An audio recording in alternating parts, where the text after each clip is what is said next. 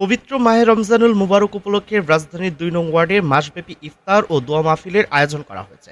বাংলাদেশ জাতীয়তাবাদী ছাত্র কেন্দ্রীয় সংসদের যুগ্ম সাধারণ সম্পাদক মীর ইমরান হোসেন মিথুনের উদ্যোগে এই ব্যতিক্রমী কর্মসূচি পালিত হচ্ছে।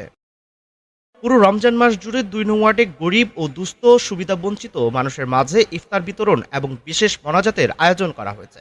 প্রতিদিনের এই কর্মসূচিতে এলাকার শত শত অসহায় মানুষ অংশ নিচ্ছেন। ইফতারের আগে দেশ, জাতি এবং মুসলিম উম্মার শান্তি, সমৃদ্ধি ও কল্যাণ কামনায় বিশেষ মোনাজাত পরিচালনা করা হয়। এই কর্মসূচি সম্পর্কে আয়োজক মীর ইমরান হোসেন মিথুন বলেন, রমজান হলো সহমর্মিতা ও ত্যাগের মাস। মাননীয় প্রধানমন্ত্রী জনাব তারেক রহমানের নির্দেশে আমরা সাধারণ ও মেহনতি মানুষের পাশে দাঁড়ানোর চেষ্টা করছি। আমাদের এই ক্ষুদ্র প্রয়াস পুরো রমজান মাস জুড়ে অব্যাহত থাকবে। আমরা চাই সমাজে সুবিধাবঞ্চিত মানুষগুলো যেন অন্তত ইফতারের সময়টুকুতে হাসি মুখে থাকতে পারে।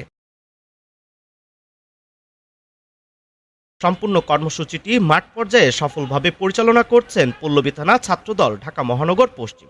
প্রতিদিন শৃঙ্খলাভাবে সাধারণ মানুষের হাতে ইফতার পৌঁছে দিচ্ছেন সংগঠনের নেতাকর্মীরা।